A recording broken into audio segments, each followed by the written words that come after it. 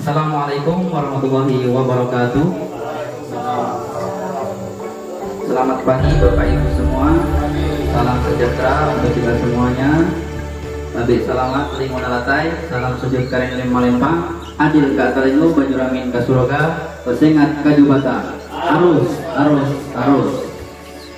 Pada hari ini kita wajib bersyukur kepada Tuhan Yang Maha Esa masih diberikan kesehatan sehingga kita bisa melaksanakan kegiatan kita, tanggung jawab kita secara baik, secara maksimal.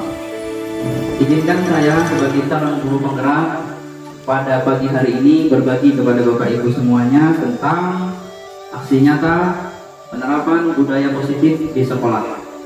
Sebelumnya, perkenalkan, nama saya Fajar Rizal Sodik, SPD GR, CGP atau calon guru penggerak angkatan 10 dari instansi SD Negeri 1 Muara Pari, Kecamatan Layai, Kabupaten Barito Utara, Provinsi Kalimantan Tengah.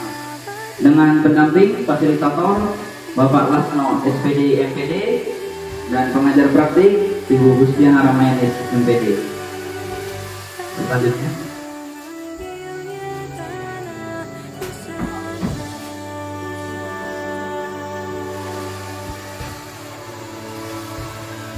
baik, kita akan memasuki materi di mana ada konsep inti budaya positif. Pertama, disiplin positif dan nilai-nilai kebajikan universal. Kedua, teori motivasi, hukuman dan penghargaan, restitusi. Ketiga, keyakinan kelas. Keempat, kebutuhan dasar manusia dan manusia yang berkualitas. Kelima, restitusi. Lima, posisi kontrol. Yang keenam, restitusi segitiga restitusi.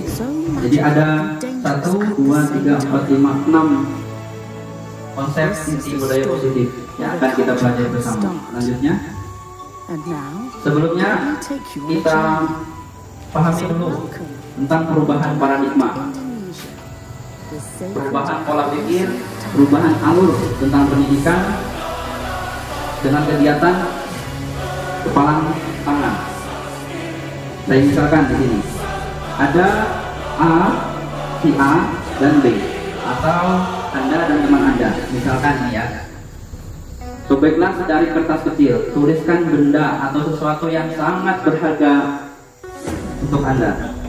Letakkan di salah satu tangan Anda dan genggam benda atau sesuatu tersebut dengan segala daya, tenaga, dan upaya.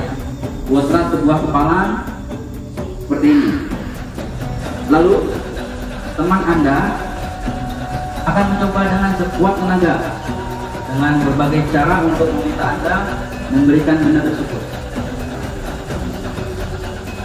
Teman Anda itu bisa membujuk, caranya bisa mengancam, bisa menghardik, bisa merayu, bisa menyuap, apa saja agar dapat membuka kepalan tangan Anda.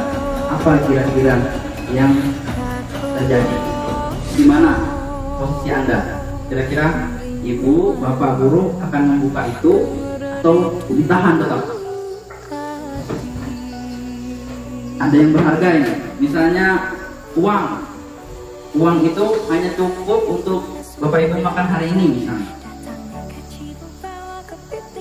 Boleh nggak teman atau yang lain itu mengambil dari kepala Anda? Tidak boleh. Oke, itu pendapat, silakan. Mungkin ada yang boleh? Oke, sekarang coba kita sambil diskusi.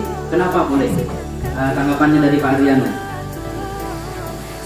Ya, boleh kalau kita membujuk dan memberikan suatu penjelasan yang logis dan masuk akal, sehingga apapun yang berharga dalam kehidupan ataupun yang ketika dikomunikasikan dengan baik, diberi penjelasan, dia pasti akan memberikannya. Tentunya dalam ilmu itu setiap orang pasti memegangnya. Contohnya guru-guru bisa memberikan kepada peserta didik. Nah, kalau kita genggam erat tanpa kita berikan, siapa lagi penerus bangsa, siapa lagi penerus generasi kita selanjutnya? Mungkin itu dari sudut pandang saya. Terima kasih. Bagus ya. Terima kasih tanggapannya Pak Adriano. Ini sisi yang boleh dengan cara yang baik berkolaborasi, berbagi. Oke, ada satu tadi yang tidak boleh. Apa alasannya? Kira-kira Ibu Wiwin?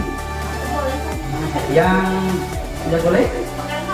Ya, silakan Pak Arno. Kita pendapat. Tidak ada yang salah. Kalau tidak boleh karena tidak dibujuk, tidak dibujuk kepada seseorang yang menghafalkan tangan. Oke, mulai. Berarti caranya yang kurang elegan, kurang halus, cara mainnya yang kurang baik, kurang efektif. Oke, baik. Selanjutnya kita ambil jalan tanggapannya. Jadi begitu ya. Kembali sedikit tadi Pak ke paradigma tadi. Jadi begini, mengapa hal yang berharga itu sebenarnya tidak boleh dibuka ataupun boleh dibuka dengan cara yang baik tadi? Itu diibaratkan sebuah yang namanya itu paradigma. Yang namanya itu kita yang mengontrol. Jadi orang lain itu tidak ada hak. Kalau kita memang beranggapan tidak mau dibuka, ya tidak mau, biarpun alasannya dirayu tadi, Pak Dian. Biarpun alasannya dibujuk, berbagi, kolaborasi, masa nggak boleh Pak? Kalau kata saya tidak mau, ya tidak.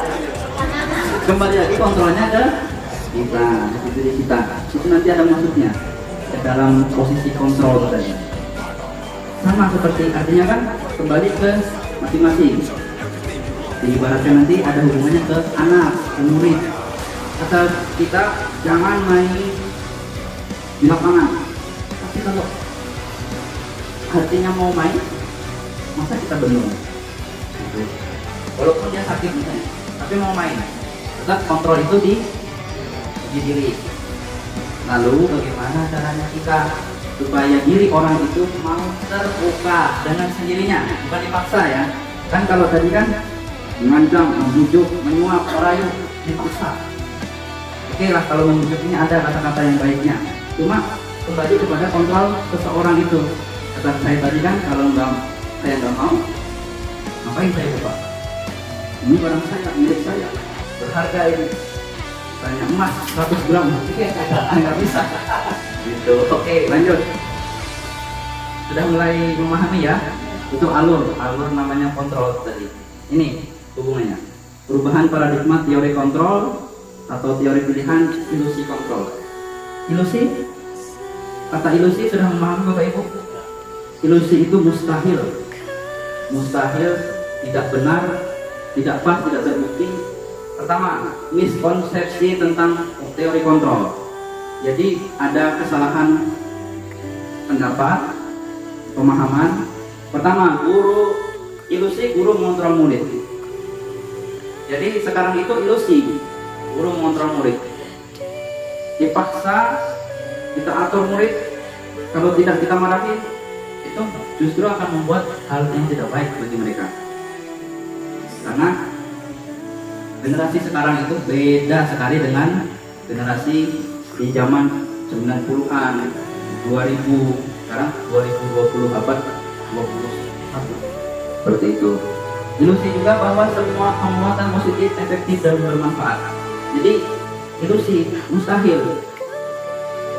Penguatan positif itu seperti misalnya dikasih hadiah, kasih pujian. Nantinya akan berdampak. Kalau nggak dapat pujian, nggak dapat hadiah, nggak akan bekerja dia, nggak akan melaksanakan tugasnya, tidak akan mau belajar. Lanjut, ilusi bahwa kritik dan membuat rasa bersalah mampu mematang karakter. Ini biasanya contohnya gini, kritik. Nah, kamu itu tidak baik kalau seperti itu.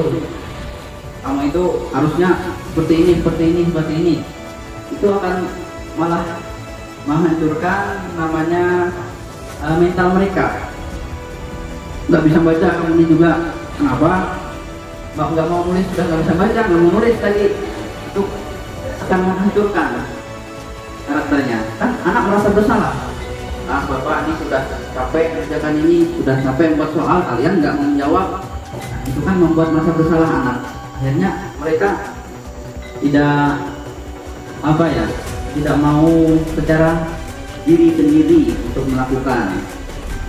mengerjakan ini, nanti kalau nggak mengerjakan bapak marah lagi sama saya. Bukan dari dalam diri.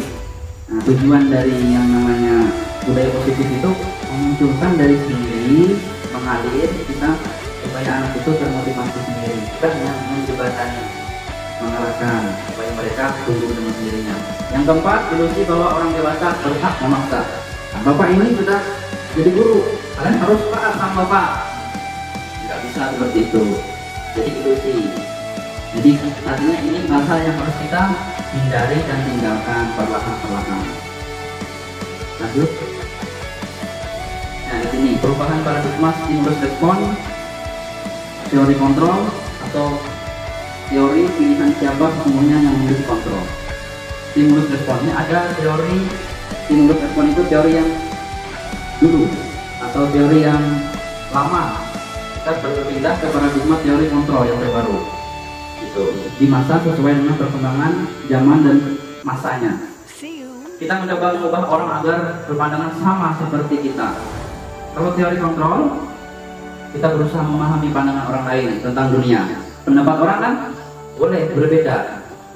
Melihat bola itu ada yang bulat, ada yang bundar, itu masing-masing punya pendapat. Setelah itu, stimulus respon berperilaku buruk dilihat sebagai suatu kesalahan, selalu salah. Kalau teori yang dulu, yang baru semua perilaku memiliki tujuan. Mungkin dia salah itu ada tujuannya, ada alasannya. Kita yang harus mengarahkan, kita harus mencari informasinya, bahkan peduli dengan mereka, berpihak dengan murid itu tadi. Orang lain bisa mengontrol saya. Teori yang terbaru, hanya Anda yang bisa mengontrol diri Anda. Jadi murid itu, kalau murid itu dipaksa tapi dia nggak mau sekolah, tetap tidak mau. Selanjutnya, saya bisa mengontrol orang lain. Anda tidak bisa mengontrol orang lain. Jadi kita tuh sebenarnya tidak bisa mengontrol teori yang baru, teori kontrol yang sesuai dengan perkembangan zaman saat ini. Yaitu pemaksaan ada pada saat bujukan gagal.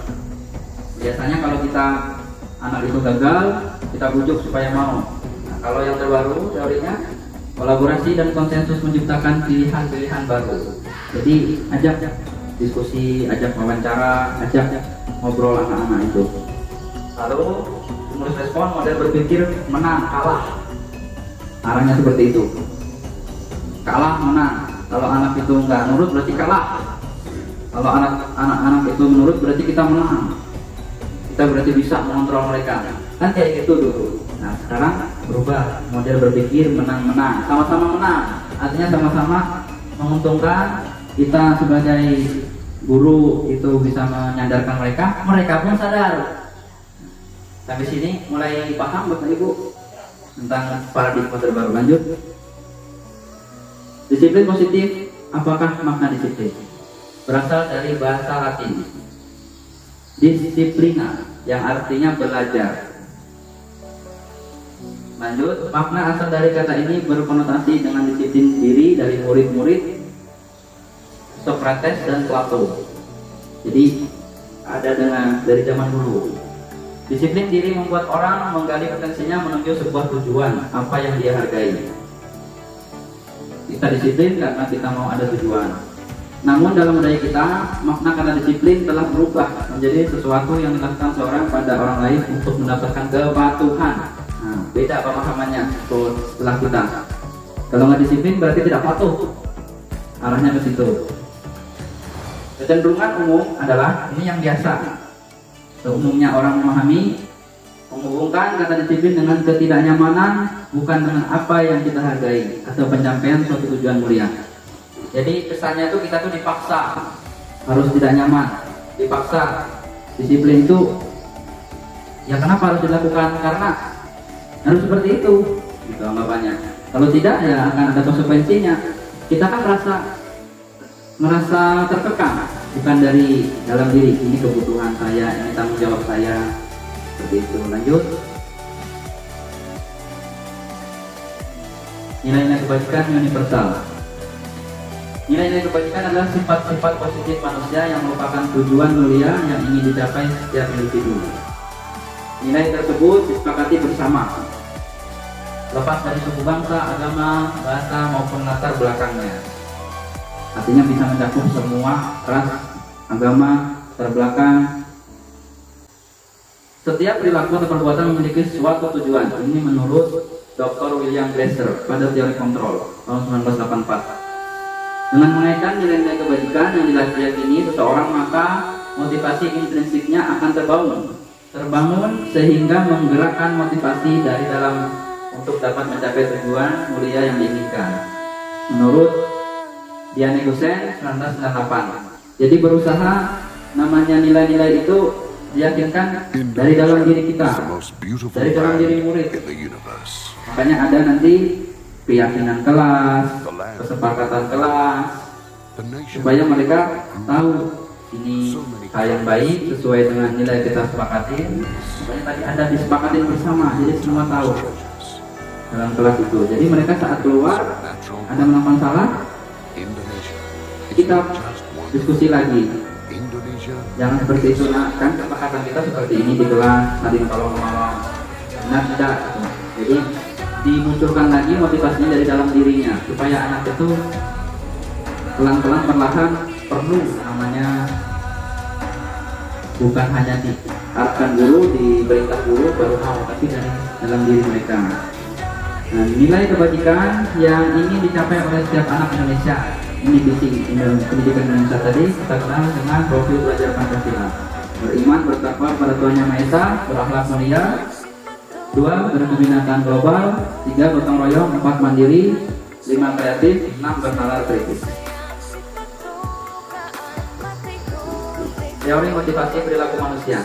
Nah, ini ada beberapa perilaku manusia itu. Yang pertama, untuk menghindari ketidaknyamanan atau hukuman. Apa yang akan terjadi apabila saya tidak melakukan? Lalu kayak gitu. Ini masih eksternal, motivasi eksternal di luar, bukan dari dalam. Lalu yang kedua, untuk mendapatkan imbalan, penghargaan, pujian dari orang lain. Apa yang telah saya lakukan ini dapatnya apabila saya melakukan. Apa yang saya akan dapatkan apabila saya melakukan, ini masih eksternal. Tapi tujuan kita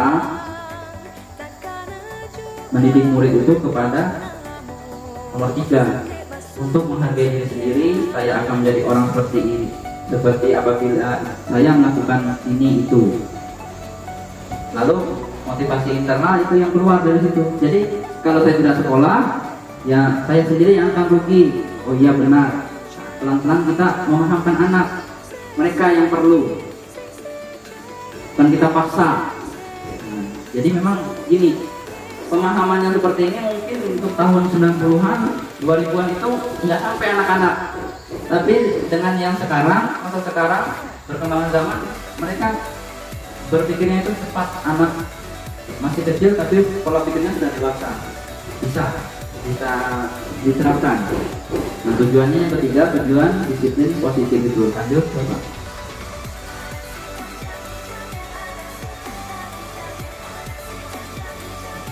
Masalah dihukum oleh penghargaan.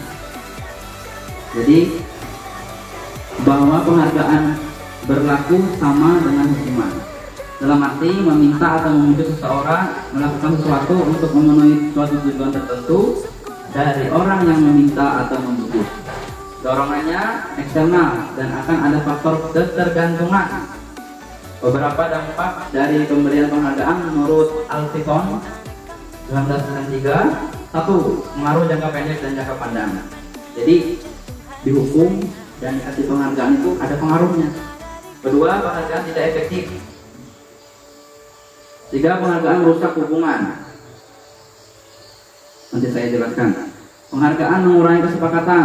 Penghargaan menurunkan kualitas. Penghargaan mematikan kreativitas. Penghargaan menghukum. Penghargaan mengurangi motivasi intrinsik. Jadi yang pertama itu pengaruh jangka pendek dan jangka panjang. Jangka pendeknya aja, anak misalnya dikasih penghargaan karena peringkat 1, akhirnya berdampak ke tidak yang peringkat, jadi down dia. Jangka panjangnya tidak mau sekolah.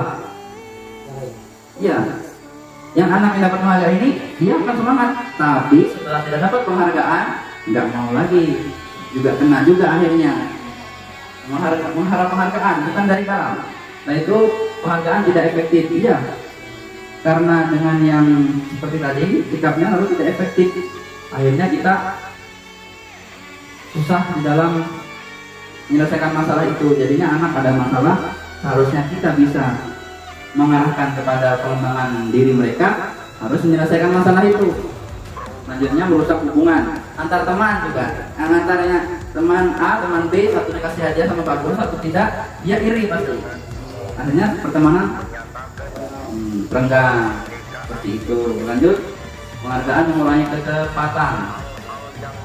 Jadi menilai biasanya itu karena dikasih sama orang tua, misalnya kita lukisan atau apa, kita menilai nilainya kurang subjektif, kurang pas. Ketepatannya seharusnya ini ranking 1 jadi ranking 2, itu tadi arahnya. Atau hal yang lain, anak-anak juga gitu bisa mengurangi ketepatan. Misalnya melihat anak ini sebenarnya bisa bagus di dalam bahasa Indonesianya, yang satu tidak ada penghargaan, akhirnya kita berubah pandangannya. Mengurangi kualitas itu jelas, satunya tidak berkualitas karena merasa cemburu tadi, merasa iri tadi, kreativitas juga dimatikan. Lalu penghargaan hukum. Setelah yang itu semua lalu dihukum, merasa bersalah, saya tidak mau sekolah karena tidak dapat penghargaan. Dihukum selalu seperti itu. Pak gurunya kasih penghargaan, tapi saya tidak. Kenapa selalu bertanya dia, anak murid kita. Lanjut Pak. Untuk program kebajikan atau apresiasi. Dalam memberikan apresiasi atau pengakuan tentu diingat beberapa hal. Ini sering kita kan berikan apresiasi, berikan ibaratnya pujian. Yang pertama, beri pengakuan secara khusus. Jadi memberi pengakuan itu misalkan dipanggil aja, panggil atas nama ini, masuk kantor ya nak, kasih dia ucapan, kamu hari ini bagus dalam belajar di kelas, kamu aktif, kamu merespon dengan baik, kita kan ya nak, khusus itu. Lalu pribadi dengan yang di ruangan tadi dia pribadi. Setelah itu beri pengakuan kepada semua murid bergantian. Poin yang 1, 2 ini kenapa harus dilakukan seperti itu, supaya tidak mendownkan mental anak-anak yang lain. Dipanggil. Seandainya kita melakukan itu, beri penghargaan, nah untuk anak atas nama Anti, bagus sekali, kamu sudah aktif, sudah ini. Yang lain dengar itu, jadinya mereka nggak dapat pujian, sedih mereka. Jadi itu hubungannya, kenapa harus khusus dan pribadi. Kalau memang mau ngasih kepada semua murid, itu kalau mau di kelas kasih semuanya, permen kasih semuanya, misalnya pulpen kasih semuanya, jadi semua merasa disayangi sama kita. Memang perubahan-perubahan seperti ini agak sedikit hal yang baru bagi kita, tapi memang itu harus dilakukan supaya efeknya itu tidak yang menghancurkan karakter dan mental anak-anak tadi. Selanjutnya, beri pengakuan secara konsisten. Jadi anak yang sudah berprestasi, anak yang masih belum berprestasi itu dikasih nasihat, dikasih pengakuan, kamu sudah baik nak, kamu sudah pintar, bersikap baik. Jangan dengan kata-kata yang membuat mereka itu mentalnya down, mentalnya tidak berkembang. Akhirnya mental mereka, pikiran mereka itu selalu disalahkan sama guru. Berikanlah hal-hal kata-kata yang baik, kata-kata yang walaupun memang dia kurang, tapi ambillah pelajaran dari kelebihan dia, pasti ada. Fokus pada prosesnya, biarkan dia berproses dari kelas 1, 2, itu pasti bisa semakin berkembang emosionalnya. Lanjut. Contoh pengakuan, apresiasi atau kebajikan. Nah, ini kata-katanya bisa seperti ini.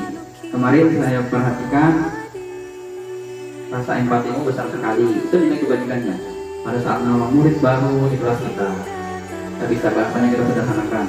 Coba lihat kemarin kamu perhatian sekali dengan teman-teman kamu, menolong teman kamu yang jatuh di lapangan, itu menumbuhkan hal baik positif mereka. Lalu saya menghargai kepedulian kamu, Bapak menghargai kepedulian kamu pada saat kamu membantu tugas teman-teman kelompok kamu. Kasih penghargaan, karena tidak yang salah membantu tugas teman itu. Dampaknya nanti kalau sudah mereka dewasa, tolong-menolongnya tinggi dia. Lalu terima kasih untuk bertanggung jawabmu pada saat kamu memungut kertas-kertas yang berserakan di lantai. Hal sekecil apapun kita berikan pujian. Artinya kita itu peduli, berpihak pada murid kita tadi. Nah seperti ini mungkin kita dapatkan oleh kita sebagai guru. Hal kecil sederhana yang bisa membangun karakter mereka, semangat mereka. Mungkin mereka itu kalau kita adakan perubahan gitu kan, pelan-pelan dari hal kecil. Kamu ganteng hari ini, nak, rapi baju kamu dari ujung kepala sampai bawah, lengkap semuanya, luar biasa. Itu sudah bahagia anak. Perubahannya akan banyak yang terjadi. Nanti coba kita renungkan, pelan-pelan kita terapkan dari pelajaran hari ini. Lanjut Pak. Perbedaan antara hukuman dan konsekuensi. Nah ini kata-katanya, sesuatu yang menyakitkan harus terjadi, itu hukuman. Konsekuensi sesuatu harus terjadi, membuat anak sakit fisik maupun hati untuk jangka waktu lama. Kalau dihukum itu dia ingat sampai tua, akan ingat. Ya kan Bapak Ibu? Saya dihukum Pak Guru ini, akan ingat. Tapi kalau ada konsekuensinya, membuat anak merasa tidak nyaman dalam jangka waktu pendek. Maksudnya konsekuensi gini, ada peraturan kalau kamu melanggar kan seperti ini, jangka pendek. Tapi kalau tiba-tiba, namanya hukuman itu kan tiba-tiba, nggak ada kesepakatan dulu. Terserah kita sebagai guru saat itu dihukum. Tapi kalau sudah dalam bentuk peraturan sekolah itu konsekuensi. Tapi kalau hukuman kita langsung tanpa ada kompromi sama anak itu, lari di lapangan sana, akhirnya membekas di dalam hati. Lalu lanjut, anak membenci kedisiplinan. Kalau konsekuensi, anak menghargai kedisiplinan. Kalau hukuman itu paksaan. Kalau konsekuensi, stimulus tanggapan. Kalau hukuman mendorong anak menyakiti diri sendiri. Kalau konsekuensi mendorong anak agar mudah menyesuaikan diri. Ya kan, kalau hukuman di lapangan itu dihukum. Tapi kalau konsekuensi, karena dia sudah tahu, akhirnya oh ingat, saya benar kalau terlambat ya harus keliling lapangan dihukum gitu. Marah, merasa bersalah, dipermalukan, merasa tak dihargai, itu kalau hukuman. Kalau konsekuensi, kehilangan hak, dibuat tidak nyaman, diasingkan untuk sementara, team off bahasanya. Jadi dengan yang dihukum akhirnya dia merasa sakit hati, merasa tidak dihargai. Tapi kalau konsekuensi, ya saya terlambat, saya tidak mengerjakan tugas, itulah ini konsekuensi saya, ini yang harus saya terima sementara waktu kan. Nah, kalau hukuman kita tidak kompromi terlebih dahulu, anak-anak langsung merasa sakit hati. Dan kalau sudah sakit hati, mereka nggak mau sekolah. Problemnya ke orang tua lagi kita membujuk panjang. Oke, lanjut. Contoh perbedaan antara hukuman dan konsekuensi. Ini tindakan guru mencatat 100 kali di dalam buku kalimat ayah tidak akan terlambat lagi, itu hukuman. Lari mengelilingi lapangan, hukuman. Minta murid untuk push up, hukuman. Menggantikan kertas tugas teman yang telah dicoret-coret, nah ini konsekuensi. Membersihkan tumpahan air di meja tulis karena tersinggung pada saat belajar, konsekuensi kan? Karena yang melakukan dia. Murid disuruh untuk tidak mengenakan sepatu seharian di sekolah karena tidak mengenakan sepatu hitam. Hal yang sederhana, tapi kita laksanakan itu hukuman itu bentuknya. Lalu lari mengelilingi lapangan basket 2 kali karena terlambat 10 menit untuk pelajaran PJOK. Kalau ini konsekuensi masih agak tidak berdampak bahaya, karena pas pelajaran PJOK Pak memang sesuai dengan mata pelajarannya saat itu. Oke, lanjut. Apa itu restitusi?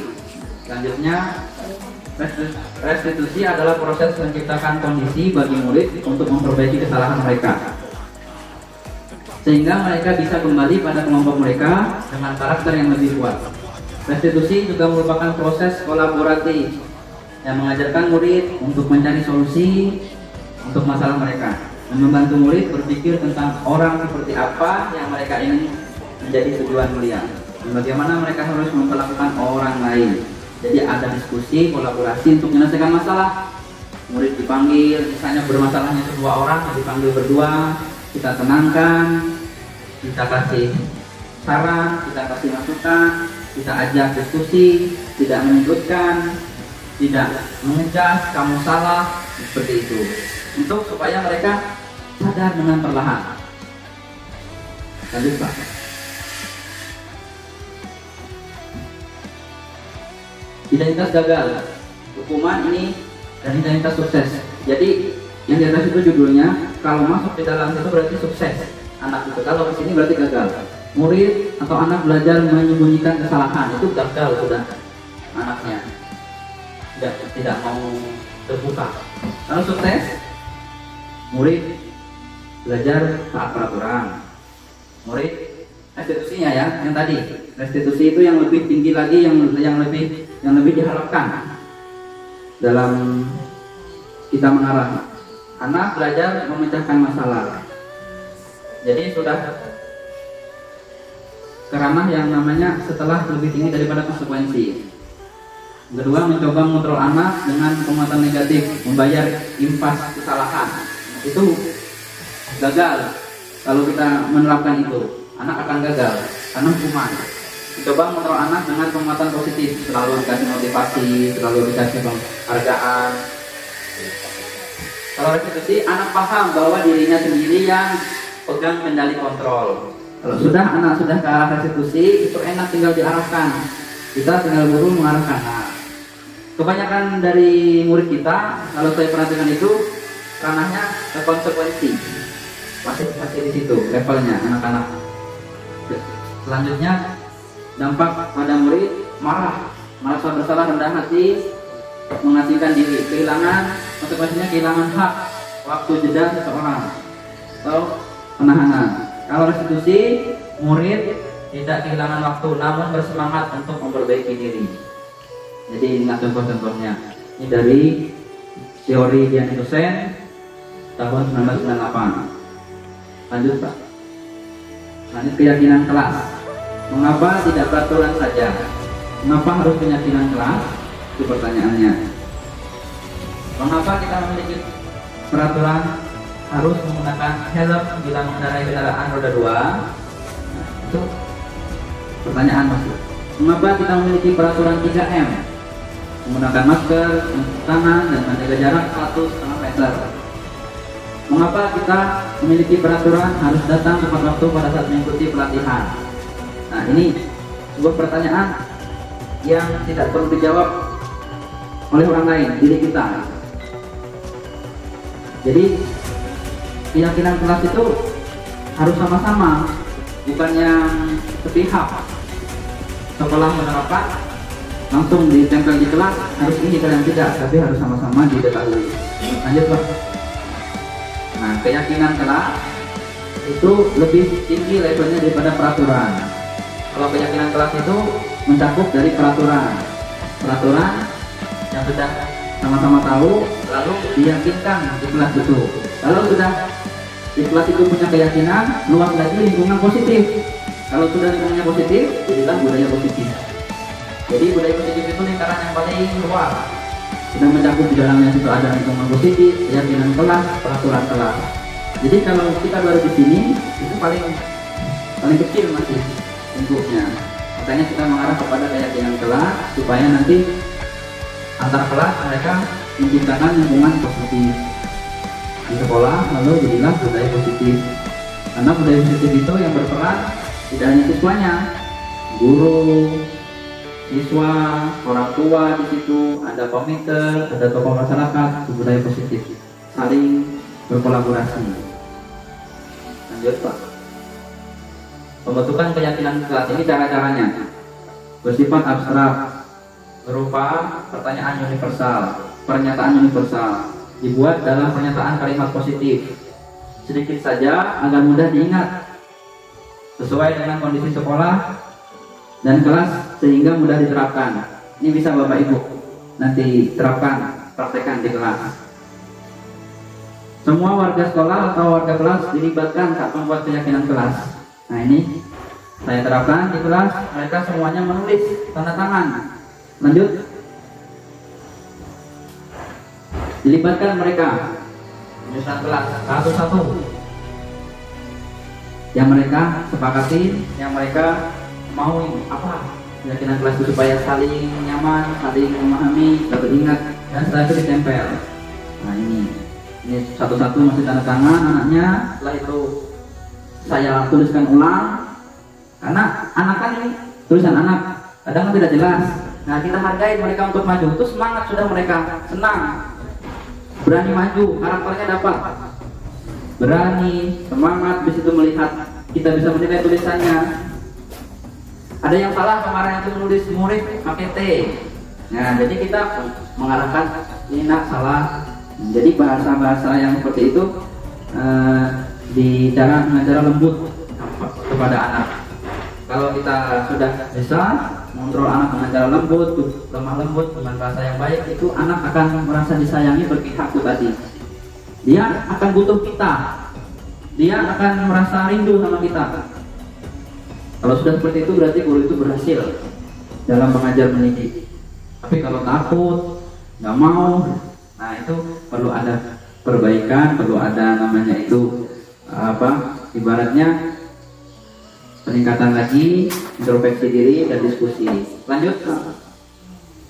Nah ini satu-satu saya panggil, saya tulis tanda tangan kayak kemarin itu. Nggak bisa tanda tangan Pak, yang penting ada huruf awalnya, terserah mau kasih bintang apa, kalian latihan. Nah, jadi percaya diri mereka sudah jadi kelas 3, nanti bisa. Ada yang mahir Bapak Ibu kemarin, si Anti itu mahir, Amelia mahir tanda tangan sudah. Jadi bisa dikembangkan sama dia itu, melatih, ajak mereka untuk saling ikut serta. Lanjut. Nah ini hasilnya, keyakinan kelasnya. 1. Setiap murid saling menghormati. 2. Setiap murid menjaga kenyamanan. 3. Setiap murid berpenampilan bersih dan rapi. 4. Setiap murid berhak merasa aman. 5. Setiap murid saling membantu dan menolong. Jadi ini di print, ditempel. Jadi diingatkan ke mereka, sama-sama ingat nomor 1 ini, saling menghormati. Jadi saat ada problem masalah mereka membuli bahasanya, mengolok-olok, itu kembali lagi, Sayona, apa keyakinan kita? Oh iya Pak, apa kemarin? Tapi itu yang ditegur saat itu, dipanggil. Tenangkan dulu saat itu, itu nanti dipanggil. Yang mengolok tadi baru 2 orang misalnya ya, dipanggil. Dapat tadi kamu bertengkar sama misalnya Hasan, bertengkar sama Lebaran, kenapa? Diajak diskusi. Ujungnya nanti kepada keyakinan kelas ini. Lanjut. Nah ini kalau levelnya masih peraturan, ini kalau keyakinan sudah itu. Selalu kembalikan buku ke tempatnya, itu peraturan masih. Kalau keyakinan kelas, tanggung jawab, menghormati orang lain dan berkomitmen, keselamatan, menghormati orang lain, kesehatan, menghormati orang lain, bersabar. Di situ kesehatan, keselamatan dan keamanan. Nih, dilarang mengganggu orang lain, itu menghormati orang lain. Keyakinan kelasnya. Hadir di sekolah 15 menit sebelum pembelajaran, itu menghormati orang lain dan komitmen, keyakinan kelasnya. Jadi kalau yang ini masih peraturan. Dilarang melakukan kekerasan, dilarang menggunakan narkoba. Ini sudah berarti kan menjaga kesehatan. Gitu. Menggunakan masker, menjaga kesehatan dan keselamatan, nilai dari keyakinan kelasnya. Lanjut Pak. Nah sekarang pada kebutuhan dasar manusia dan dunia berkualitas. Manusia itu ada 5 kebutuhan: kebutuhan bertahan hidup, kebutuhan kasih sayang dan rasa diterima, penguasaan, kebebasan, kesenangan. 5 itu harus kita berusaha penuhi untuk murid kita, supaya mereka semuanya senang, mereka semuanya itu nyaman dalam belajar. Oke, saya kasih contoh sederhana. Misalkan Bapak Ibu guru bisa kembangkan, coba sekarang sedikit supaya ada interaksi. Kira-kira gimana kalau ngasih contoh dalam kebutuhan kesenangan murid? Pak Faisal, kira-kira gimana? Kesenangan, kebutuhan kesenangan untuk murid. Kita mengikuti apa yang diinginkan murid. Misalkan dalam pembelajaran kita bikin seperti game. Membuat game itu kan bisa membuat murid lebih senang dan berkreasi juga. Oke, baik. Selanjutnya, untuk contoh dari kebebasan, kira-kira apa Bu Raya? Kebebasan, kebutuhan kebebasan. Apabila ada anak yang sulit untuk belajar, terutama kelas 1 ya, dia kan sulit untuk mengikuti apa yang kita tulis di papan tulis. Jadi kita biarkan dia, yang sering terjadi di kelas 1, dia menulis sampai diarap di lantai. Itu kita biarkan supaya dia mengikuti dan bebas dia lakukan. Ya supaya dia itu mau mengikuti apa yang kita kita berikan. Baik, luar biasa. Bu Ikin bisa mungkin contoh kasih sayang dan rasa diterima. Kebutuhannya gimana kita menerapkannya ke anak-anak? Kasih sayang dan rasa diterima. Gimana supaya anak merasa itu? Kalau kasih sayang dan rasa diterima mungkin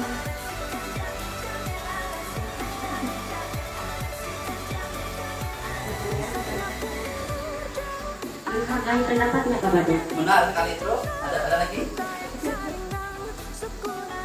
Cukup, mungkin ada tambahkan Bu Sana? Pak Adriano? Ya, tadi kalau kita lihat kasih sayang dan rasa diterima, artinya kita harus memberikan contohnya penghargaan, bahkan kita harus memberikan penghargaan ke dia biar dia merasa diterima oleh kita. Penghargaannya bentuk bisa tadi seperti penguatan, motivasi, artinya dia juga merasa diterima. Pendapatnya bukan berarti pendapat kamu salah, enggak, tapi kurang tepat, yang tepat begini ya, artinya pendapatnya bisa diterima. Mungkin terakhir. Amin. Ya, kita usahakan. Selanjutnya terakhir, mungkin penguasaan. Gimana contoh penerapan kita memberikan kebutuhan penguasaan ke anak? Mungkin bisa tanggapan Pak Kepala Sekolah.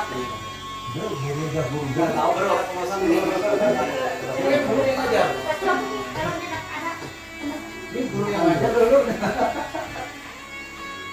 Gimana kira-kira Pak penguasaan? Kita langsung ke lapangan ini supaya lebih real gitu.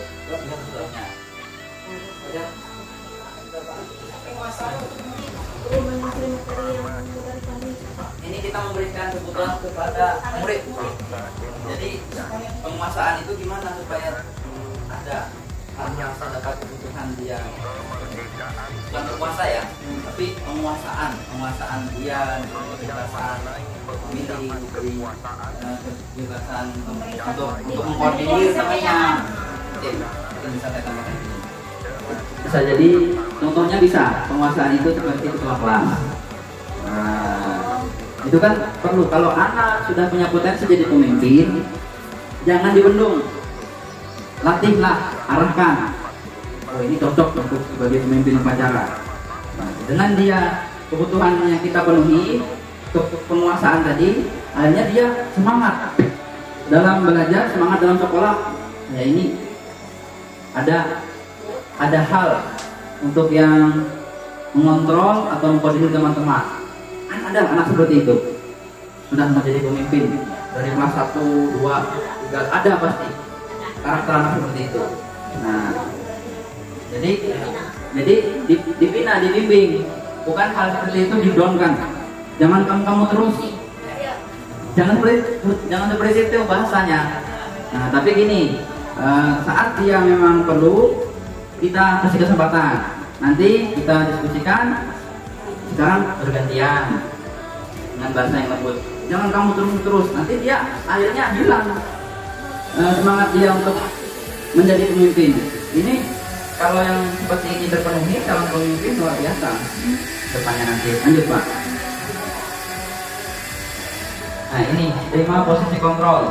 Ada penghukum, pembuat orang bersalah, teman, pemantau, manajer. Jadi guru itu diharapkan memahami 5 posisi kontrol ini. Kita langsung prakteknya. Kalau penghukum, menghardik, menunjuk, menyindir itu penghukum. Kalau pembuat masa bersalah, ibu kecewa sama kamu, bapak kecewa, kamu ini tidak memperhatikan bapak, itu penghukum. Pembuat masa bersalah, anak jadi masa bersalah. Lalu kalau teman, membuat alasan-alasan untuk muridnya. Misalkan, tidak apa-apa Jana, kamu tidak masuk kelas, yang penting kalian masuk, yang penting sekolah. Nah besok belajar lagi anak, itu posisi teman. Nah ada apa, kenapa nggak sekolah kamu nak, seperti itu bahasa sebagai teman. Nah kalau pemantau, menghitung dan mengukur, kamu sudah melanggar 5 kali misalnya gitu. Lalu 1 kali lagi kamu di course, kamu masuk dalam catatan buku merah, itu pemantau. Poin-poin anak itu kan ada sekarang pakai skor, dengan skor sekian anak akhirnya dia sudah naik kelas. Kalau skor sekian ditegur, panggil orang tuanya. Skor sekian ya panggil guru BP atau dipanggil ke kantor. Nah buku catatan selalu ada, itu kontrol sebagai pemantau. Nah yang diharapkan guru itu sebagai manajer di situ, mengajukan pertanyaan-pertanyaan. Jadi kalau ada kesalahan itu diajukan pertanyaan, anak ada apa, ini berkatanya. Kalau dari penghukum, kalau kamu tidak melakukan, awas ya, rasakan. Itu penghukum. Kalau membuat orang merasa bersalah, kamu seharusnya sudah tahu. Ibu lelah sekali mengatakannya, ibu stres. Kalau teman, ayolah lakukan demi ibu, dibujuk. Setelah itu, masa kamu tidak mau? Ingat, tidak, ibu pernah bantu kamu ini. Ingat tidak, ibu pernah kasih nilai kamu baik. Ayo bantulah ibu, itu teman. Kontrol teman. Selanjutnya, kalau pemantau, apa peraturannya apa? Konsekuensinya apa? Itu pemantau. Pertanyaannya langsung, lebaran, peraturan sekolah apa? Tata tertibnya apa? Berapa kali sudah kamu melanggar? Itu posisi pemantau. Nah kalau manajer, pertanyaannya seperti ini, apa yang kita yakini di kelas 6? Setelah itu apa yang bisa kamu kerjakan untuk memperbaiki masalah ini? Kamu terlambat, ada apa? Keyakinan kelas kita kan tepat waktu misalnya. Lalu kira-kira ada apa di rumah, lalu harusnya bagaimana kamu untuk memperbaikinya? Diajak diskusi agak panjang, jangan di stop sampai apa peraturannya. Iya, sampai mendapat solusi, sampai mereka yakin masuk di dalam hatinya, lalu sadar, oh ya ini perlu untuk disiplin, ini perlu untuk sekolah, belajar untuk masa depan saya. Manajer, banyak kepala sekolah atau manajer. Manajer untuk guru, manajer untuk murid, untuk sekolah. Guru, manajer untuk muridnya di kelas. Nah, harapannya dengan program bergerak ini yang manajer lingkup nanti lebih besar. Kalau sudah berhasil memanajeri anak-anak, nanti kan lama-lama memanajeri guru, tenaga pendidik, lingkungan sekolah dan di lingkungan satuan pendidikan itu. Lanjut Pak. Nah ini ini penerapan sebagai manajer. Kalau sudah jadi manajer, berusaha jadi manajer, itu ada langkah-langkah yang harus diterapkan. Namanya segitiga restitusi. Pertama, menstabilkan identitas. Ini, makanya saya bilang tadi, jangan langsung dijudge kamu salah. Tanyakan dulu. Kita stabilkan. Anak itu kalau sudah emosi, marah, susah dikasih tahu. Makanya kita bujuk dulu. Ya, orang pasti pernah melakukan kesalahan, nak. Tidak masalah. Jangan takut, jangan merasa tidak nyaman. Bapak juga pernah dulu seperti itu. Itu supaya anak tenang dulu. Wajar kamu melakukan seperti itu. Kamu kan memang tidak bersalah. Kamu kan memang membela diri. Kamu bukan satu-satunya yang pernah melakukan ini. Ini kata-katanya. Dalam kita menstabilkan, artinya suruh tenang dulu anak itu supaya tidak emosi. Nanti saya kasih contoh video yang saya buat untuk yang segitiga restitusi ini. Kemudian, 2, memvalidasi tindakan yang salah. Pertanyaannya yang kita ajukan ke anak, apakah cara yang lebih efektif untuk mendapatkan apa yang kamu butuhkan? Ada cara yang lain?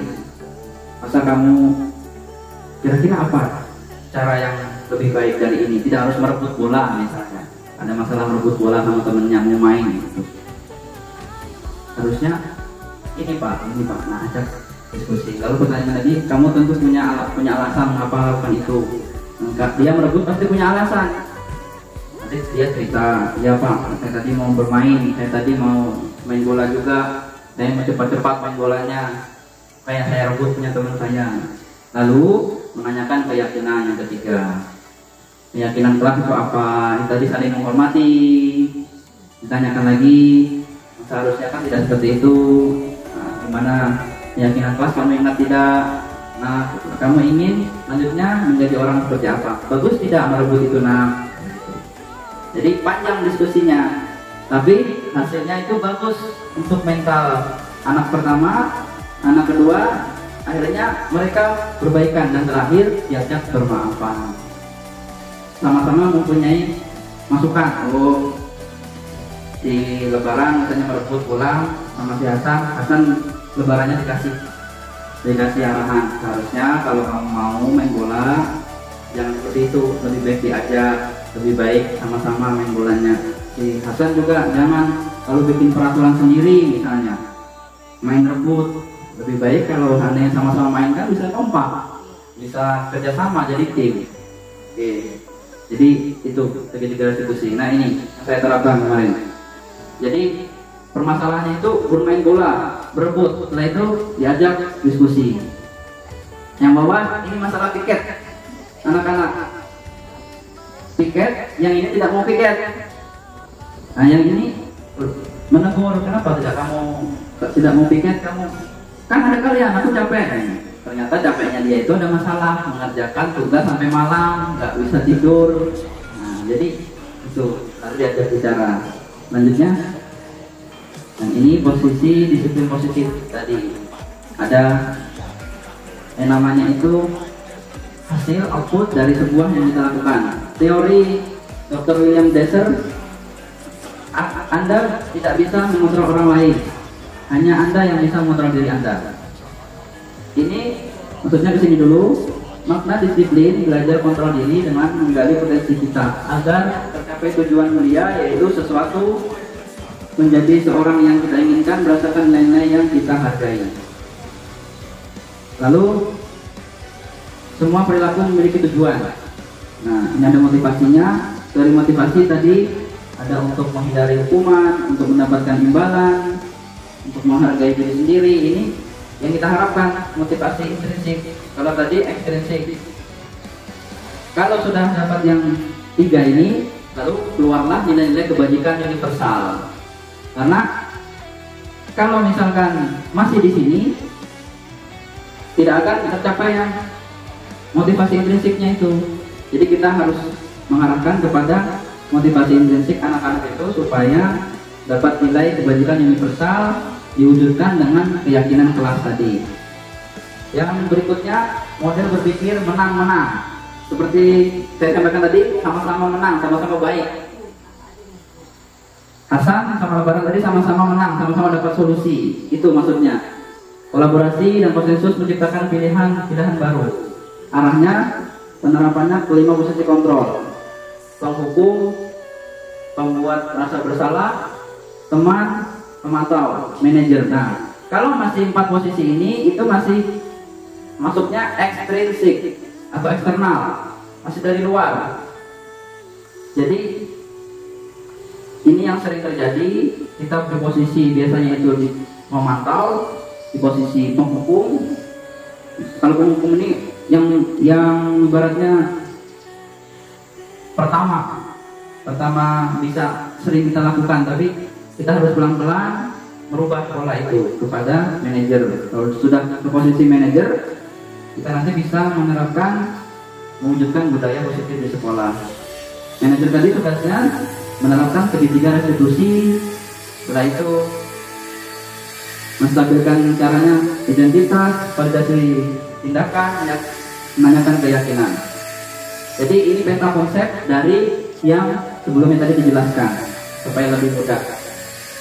Lalu berikutnya, kebutuhan kita berbeda. Kita berusaha memahami pandangan orang lain tentang dunia. Ini teori kontrol yang keempat. Ini sudah setiap orang memiliki gambaran berbeda tentang sudut pandang. Jadi 5 kebutuhan dasar manusia bertahan hidup, penguasaan, kasih sayang, kesenangan, kebebasan, ini masuknya di sini. Kalau ini sudah terpenuhi, jadi segitiga restitusinya pun akan bisa kita terapkan ke anak-anak. Masalah pun akan selesai. Lanjut Pak. Jadi itu tanggapan dan berbagi saya hari ini. Semoga bermanfaat bagi Bapak Ibu. Sekarang saya persilahkan, kiranya ada tanggapan, masukan, atau pertanyaan, saya persilahkan.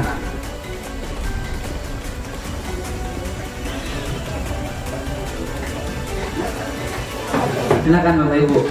Atau Pak Kepala? Mulai.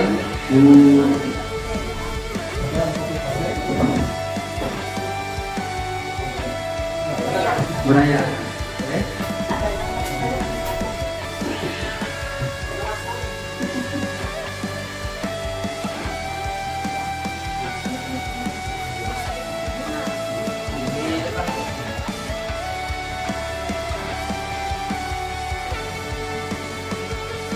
Assalamualaikum warahmatullahi wabarakatuh. Saya Raya, guru kelas 1 di SD 1 Murapari.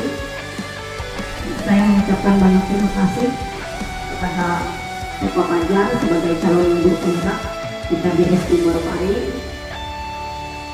Dari tadi pagi yang menjelaskan untuk kita mengenai bagaimana cara kita menangani berbagai masalah yang ada di kelas maupun di luar kelas. Nah, yang saya ingin tanyakan, karena selama ini jujur saya sudah bertahun-tahun mengajar di sini dan saya sudah mengecap banyak berbagai ragam karakter siswa dari tahun 2003. Jadi karakter siswa itu bermacam-macam dan cara kita menanganinya juga bermacam-macam karena kita harus disesuaikan dengan jiwa anak tersebut. Nah, sampai sekarang ya, dari dulu sampai sekarang itu kondisi anak sekolah di SD Murapari itu sangat menurun atau sangat berbeda dari zaman dulu semenjak saya di sini.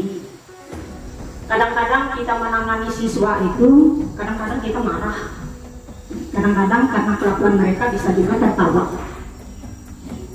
Jadi yang saya ingin tanyakan, beberapa kali kita, karena kita kan tidak punya aturan kelas, tapi aturan kelasnya masih zaman dulu ya Pak, tidak seperti yang Bapak tampilkan tadi ya.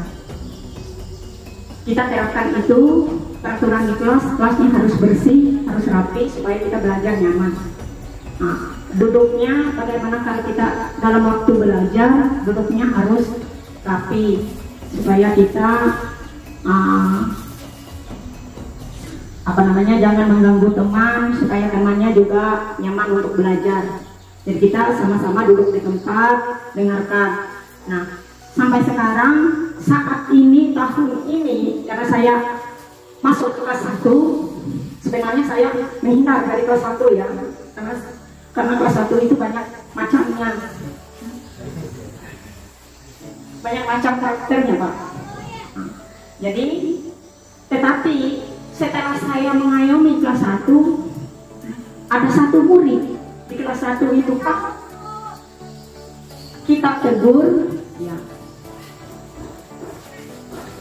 berhenti sebentar, tidak ditegur malah melonjak. Nah, itu bagaimana cara menangani hal yang seperti itu? Terima kasih.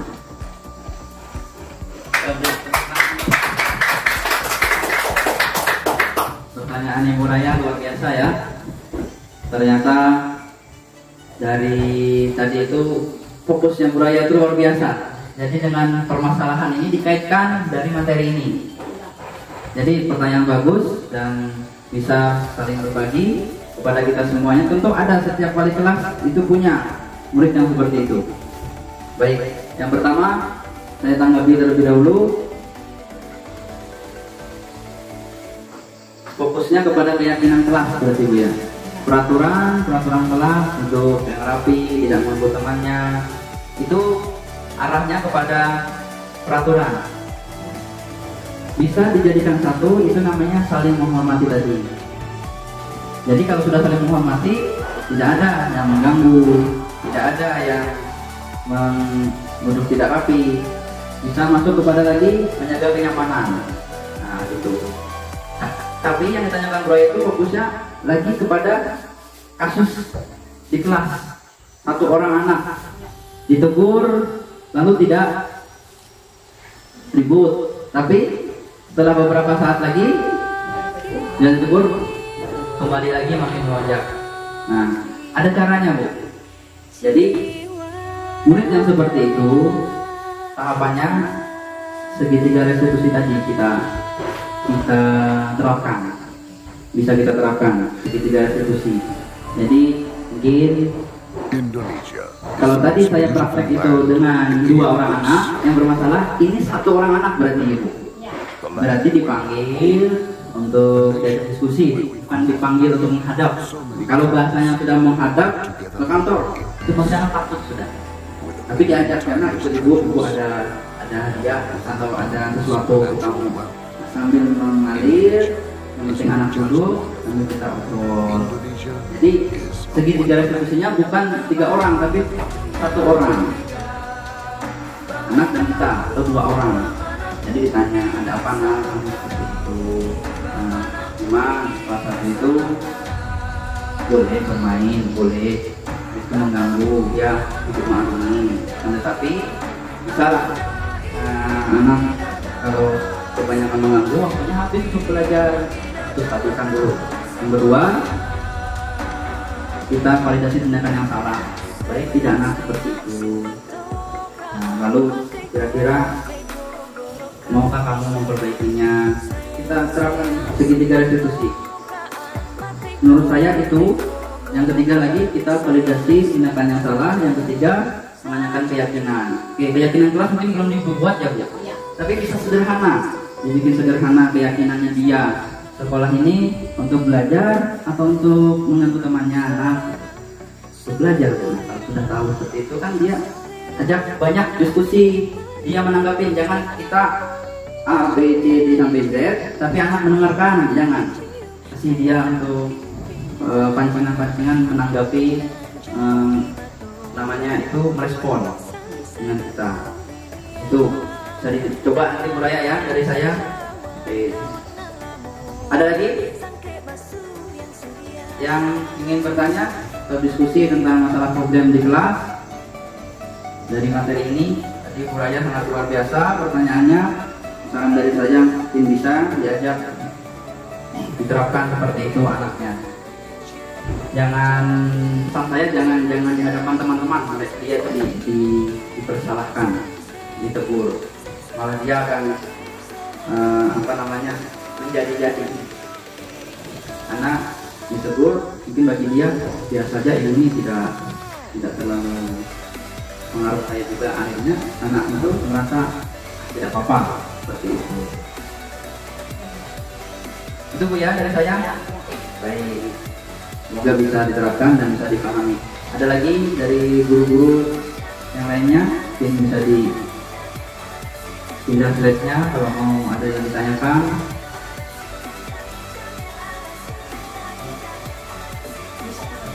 Oh, ada lagi Bu Raya. Baik, silakan.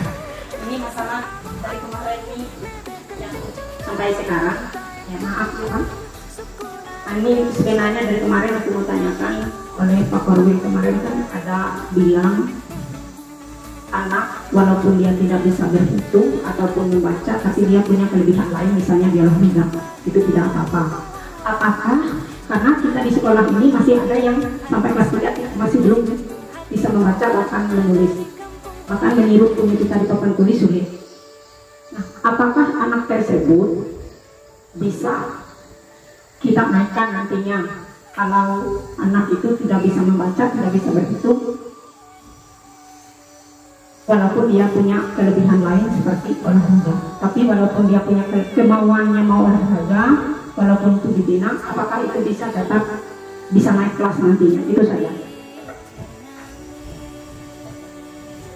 Baik, terima kasih atas pertanyaan kembali dari Bu Raya. Masalah ini kita sharing sama-sama ya.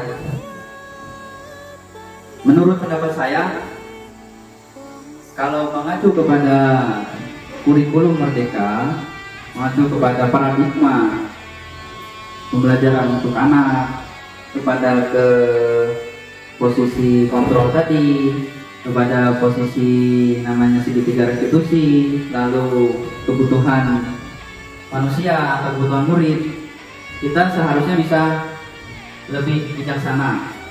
Memang niatnya dia itu ke akademik ya Bu bahasanya ya, akan tetapi ke moral dan sikap mungkin adalah yang bisa dimasuk dalam kriteria 6 atau 7 gitu pula. Apalagi dengan yang dia ibaratnya tetap mau sekolah, tetap mau belajar, mau sekolah. Nah itu nanti ada dampak pasti ada dampak dari dia itu tetap rajin sekolah, walaupun dengan kondisi dia itu secara akademiknya pengetahuan di mata pelajaran itu setidaknya kita mendidik ke sikapnya dia, gitu, ke sikapnya dia. Karena di dalam setelah dia nanti lulus dari SD, naiklah.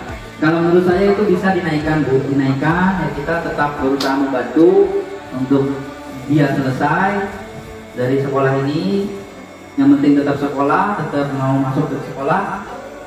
Akan tetapi kita tetap mencoba untuk namanya itu terus memantau dia saat nanti kelas 4, kelas 5, kelas 6 ya, dan kita harus ada tanggung jawab memberi pengertian ke teman-temannya. Karena apa? Pasti ada pertanyaan, kenapa dia bisa naik padahal tidak bisa baca ini. Nah, paradigma seperti itu kita perlu sampaikan ke anak-anak. Menyampaikannya dengan apa? Dengan cara yang secara intrinsik tadi. Tadi kan ada yang namanya itu menang sama menang. Sudut pandang orang itu bisa berbeda memandang sebuah dunia. Kita mungkin memandangnya anak itu tidak berprestasi, tapi dalam orang psikologi mungkin atau orang lain memandangnya dia mau sekolah, mau masuk ke kelas, walaupun hanya mengikuti meniru dari tulisan kita, itu sudah ada poin plus. Kita hargai itu. Dari kita menghargai itu, setidaknya adalah kita modal untuk memberikan kepercayaan diri ke dia. masalah dia nanti akan jadi seperti apa, kembali lagi ke filosofi pendidikan Ki Hajar Dewantara. Anak itu berikan padi yang memang saat itu harus jadi padi. Kita mendampingi, mengarahkan supaya subur anak itu, supaya tetap bisa sekolah, memfasilitasi, tetap bisa belajar, ya gimana pun dia kemampuannya. Apalagi saya lihat itu kan anak itu memang ada yang namanya itu ABK, gitu, anak berkebutuhan khusus, dan itu memang perlu penanganan yang lebih dari psikologi. Kenapa sarafnya dan sebagainya. Jadi ada faktor-faktor kesehatan juga kena, ada hubungannya seperti itu. Jadi banyak hal, tidak hanya menilai dari dia tidak bisa menulis dan berhitung, bahkan tidak bisa ibaratnya menuliskan nama hurufnya, namanya dia tidak bisa, tapi dia masih bisa tetap mendengarkan, masih bisa tetap patuh dengan kita, masih mau masuk kelas, masih mau sekolah. Kita ikutin, kita fasilitasi sampai dia sampai mana dia tetap mau untuk sekolah. Berharapnya itu kita tetap berikan kenyamanan, kebutuhan tadi, kebutuhan siswa tadi, nyaman, merasa dihargai, kasih sayang sampai selesai di kelas 6. Setelah itu, nah, tetapi kita perlu ada namanya itu pemahaman kepada murid-murid yang lain dengan cara yang bijaksana tadi, tidak yang membuat pola di mana murid-murid malah membuli dia gitu. Memang saya lihat itu perlu yang namanya mengarahkan anak-anak yang lain itu supaya tidak menurunkan mentalnya dia, karena memang itu yang diamanatkan oleh undang-undang, oleh yang namanya tadi teori, oleh yang namanya tadi arahan untuk tetap memfasilitasi dia menyelesaikan pendidikan. Karena anak yang seperti itu tetap kita harus adil menerima dan mencarikan solusi bersama-sama.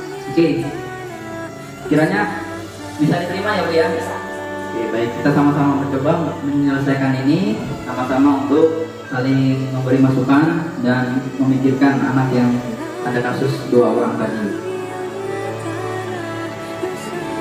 Kiranya ada lagi tambahan dari atau masukan tanggapan dari kepala sekolah sebagai closing statement mungkin penutup sebelum saya tutup acara ini.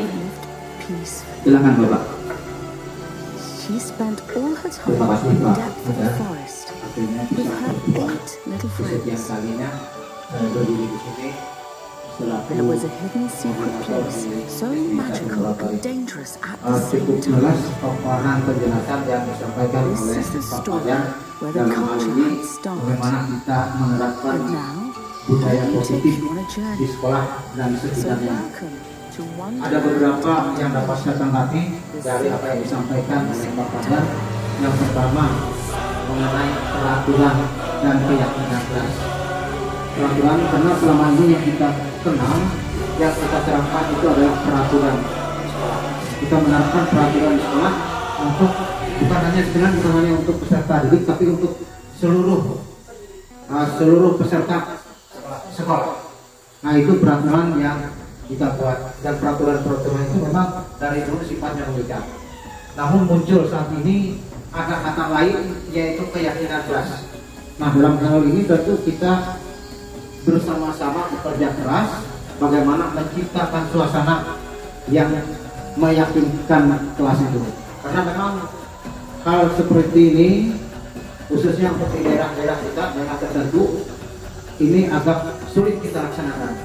Pertama, pengaruh bahasa. Kemudian mungkin karena di sekolah kita ini walaupun ada PAUD tapi masih belum sampai seperti yang di dalam kota. Karena dalam kota ini biasanya bantuan pendidikan dari orang tua itu yang sangat mempengaruhi sehingga mempermudah mereka ketika masuk ke kelas untuk meyakini itu. Kemudian ada kata lain, apresiasi dan pujian. Nah, ini nanti gimana caranya kita membedakan yang mana apresiasi, mana yang pujian. Sebenarnya kata-katanya hampir mirip antara pujian dengan apresiasi itu. Hanya mungkin cara kita menyampaikannya kepada peserta didik yang agak berbeda. Selanjutnya mengenai apa yang harus kita laksanakan, apa yang harus kita lakukan mengenai hal-hal yang membuat siswa ini. Tadi ada bagaimana cara membuat siswa itu senang. Nah ini yang perlu lebih fokusnya ke sana. Bagaimana cara kita mengajar siswa itu supaya siswa itu senang.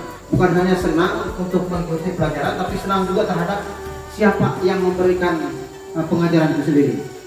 Sehingga mereka merasa nyaman. Jadi kalau gurunya bisa memberikan apresiasi tadi yang lebih bagus atau pujian itu tepat, saya yakin peserta didik akan lebih senang untuk mengikuti pembelajaran. Kemudian tindakan-tindakan kita selaku guru, nah ini menghindari bully apapun bentuknya itu, baik itu fisik maupun perkataan. Karena seperti yang disampaikan oleh Pak Fajar tadi, itu akan mempengaruhi alur pendidikan kepada siswa. Selanjutnya menyangkut masalah naik tidaknya murid tersebut dari kelas yang rendah ke tingkat lebih tinggi. Kita pernah mengalami apa yang disampaikan oleh Pak Fajar, itu benar. Ketika anak itu memang tidak memiliki keterampilan tertentu, kemampuan tertentu, tidak kita naikkan, malah anak itu berhenti. Karena kita masih berpegang pada prinsip bahwa anak itu kalau tidak bisa apa-apa ya sudah kita tahan.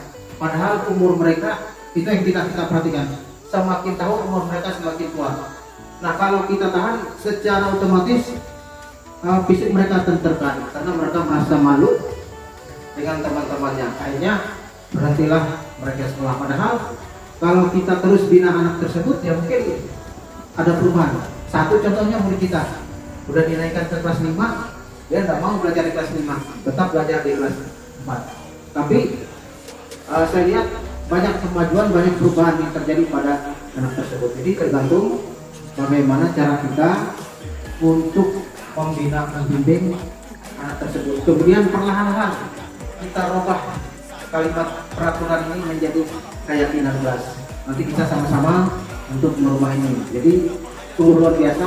Artinya jangankan kawan-kawan guru, saya selaku guru sekolah baru juga mendapatkan atau baru mendengarkan ada istilah keyakinan kelas. Jadi dari peraturan berubah menjadi keyakinan kelas.